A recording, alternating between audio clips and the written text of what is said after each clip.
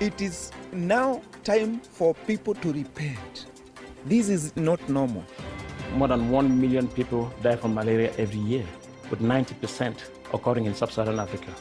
COVID-19 has changed our world. Today we're planting 15,000 ebony trees in Cameroon, and for the first time, ebony won't be harvested from the middle of the pristine forest. The scramble for Africa was over a long time ago, and now the continent is in your very hands. What you choose to do with that will define Africa's future.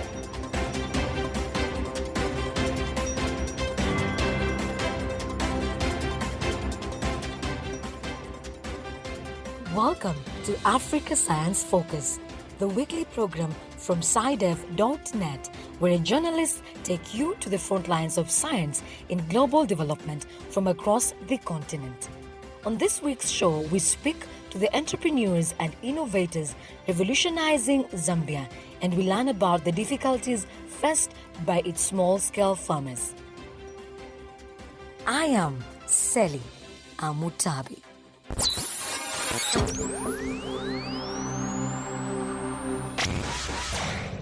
Information and communication technologies, or ICTs, are increasingly valuable in efforts to achieve the global sustainable development goals. These technologies can boost citizen participation and improve agriculture, health, and education, all while keeping communities connected. Zambia is just one of the countries in the south of Africa that are including information and communication technologies in their national development plans. Africa Science Focus spoke with Bernard Banda at ZICTA, the Zambia Information and Communications Technology Authority, to see how they are supporting innovation and change. Thank you very much for hosting ZICTA on Africa Science Focus. My name is Bernard Banda. I'm Acting Director, Economic Regulation at ZICTA. I'll begin by mentioning that ZICTA has a mandate to support entrepreneurship and innovation in Zambia as espoused in the ICT Act. You may be aware already that we've been coordinating what we've been calling an ICT innovation program, which we've been supporting for the last 4 years. The program primarily seeks to identify early-stage businesses or innovators as well as entrepreneurs that are working in the ICT space.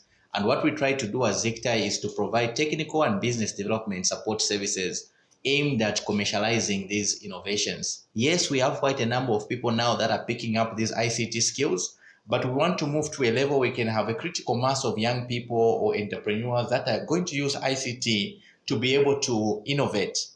On the demand side, again, when it comes to digital skills, we don't have a lot of people that are able to leverage on these platforms that are being developed to be able to create value. So we'd like to see a country where the whole population actually has this culture of ensuring that they have some digital skills that can then leverage on these innovations that are coming from this space. Within the program, obviously, we've had quite a number of success stories, and I'll start with a recently promoted project that we're supporting on the program. It's called Patumba. Patumba is a mobile-based digital savings and investment service platform that is currently sitting on all the 3 mobile network operators. Basically, what the project tries to do is that it provides users with an opportunity to invest into retirement plans, fixed-term savings or shares, as well as bonds. Bernard Banda of ZICTA there, discussing support for entrepreneurs and innovators in Zambia. To find out more about the digital savings service Patumba, reporter Jabiel Zulu spoke with co-director Mwangala Mwea. Patumba, by its very nature, is a mass market product, meaning that it cuts across all technological, economic, and social barriers. Most of the marginalized segments of our population haven't had a chance to basically access financial services, be it investments or savings. And the barrier to entry for most of these financial services was quite high, because someone has to fill in the full KYC. They basically have to have a minimum investment of maybe 500 kwacha for just them to participate in any regulated savings scheme. With the Patumba platform, anyone, as long as you've got a mobile money and you've got a 1 kwacha in that particular mobile money platform, you'll be able to invest in a regulated investment scheme. The objective was to ensure that no one gets left behind where social security is concerned. So with the Patumba platform, anyone with a mobile phone and a mobile money account is able to access this particular platform. Since launching in late 2018, Patumba has gained more than 500,000 subscribers. With more than 1 in 2 members of the Zambian population owning a mobile phone, this number looks set to rise.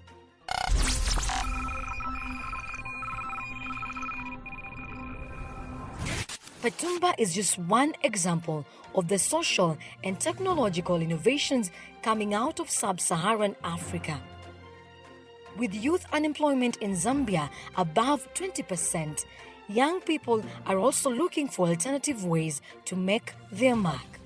I had the mentality that I was given from my parents and from everyone else to say, when you go to school, you finish school, you go to university, get a job, get married, have children and die. Yeah. But then now that mentality has changed, because now I discovered that I may have the paper, but I will not employ myself. When I die, my paper dies also, because no one can ever use that paper. But with the skill that I can give to my son, my daughter, they may use it.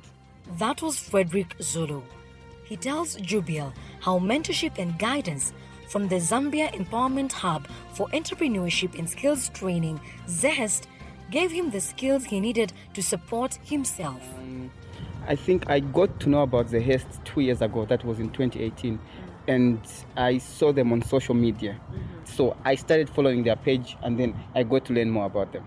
After I learned about the HEST and the whole point of empowerment, I discovered that I used to look down on people that had skills, because I used to think that the only way to life is having a white-collar job. But then when I learned about the HEST, I got to realize that I had a skill. I used to do woodwork in school. So then I got interest and I started improving on that skill. I found that I was able to make money, because when you look at things in Zambia, the economy is really hard. It is hard to find a job these days. People have been applying, people are not employed. But then with my skill that I learned, it's easy for me to make money, because when you look at it, people are building every day. And people need carpenters to put ceiling boards. People need carpenters to put the car plasters for the houses. People again need carpenters. They need beds. They need stools. So you're able to make all those? Yes. Okay. Okay, great. Clarence Mziamba at ZEST is hopeful the organization can roll out this same level of support across the whole of Zambia. So we are a youth-led think tank, non-governmental organization working around entrepreneurship, empowerment programs, projects, and policies. Our major objective is to identify those youths who are available, who are willing to make a change, a positive impact in society. We have been holding entrepreneurship and empowerment symposiums across the country. Some of them tailoring skills, they acquired tailoring skills, they acquired bricklaying skills, reading and writing skills. As you may be aware, poverty levels are high in our rural part of Zambia. And so as an empowerment hub, we've taken it upon ourselves to ensure that we reach out to the masses and to the majority, so that we can help them and train them with a life survival skill. So we want people to be self-reliant and be able to use their God-given hands so that they can make a living out of their talents and skills. Our target is to reach each and every constituency, 100 youths per constituency. So by the end of the 150 constituencies in Zambia, we are going to have over 15,000 youths who are going to be empowered from our empowerment hub through various innovations and talents and skills that we provide at our empowerment center.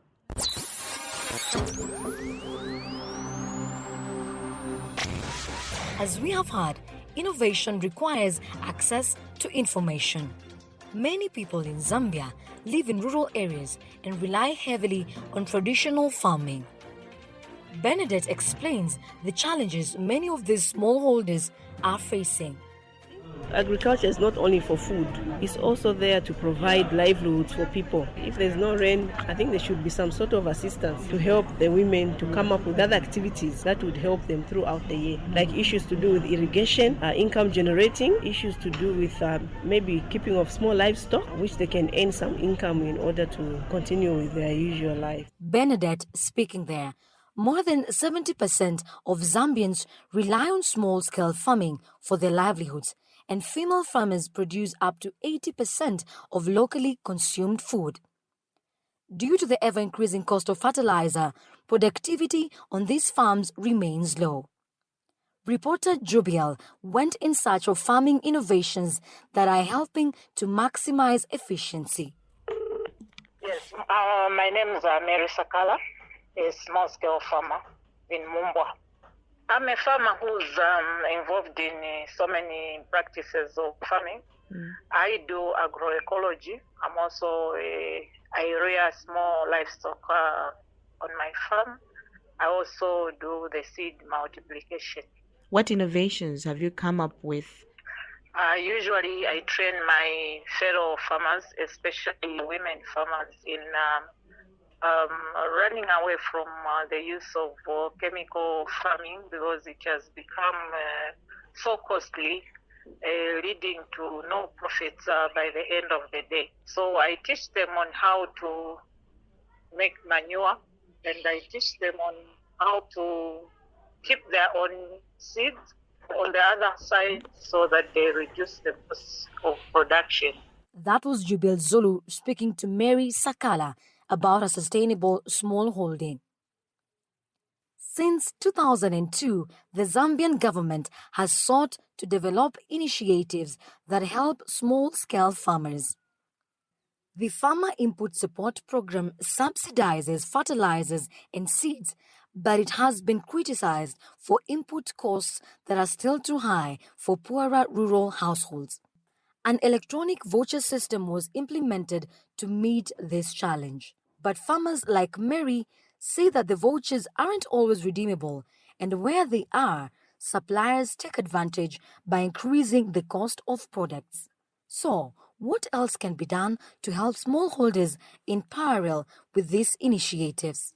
It is important to note that technology in agriculture is a wide spectrum, from soil technologies to post-harvest technologies. Today, a lot of information is being uploaded on the internet, an issue which is making it difficult to access, especially females and youths with limited knowledge. The majority of smallholder farmers have been using traditional methods to grow the food we consume today. There is need to shift to more sustainable technologies in the face of climate change. Farmers should be educated on all the types of fertilizers that can improve the soil fertility. According to IAPRI researchers, the government, through nitrogen chemicals of Zambia, should develop appropriate fertilizers that meet the needs of the farmers in different ecological zones. Similarly, this calls for seed varieties which are location-specific. This had called upon the government for supportive policies that provides a platform for marginalized women and youths to be trained in ICTs in their respective districts.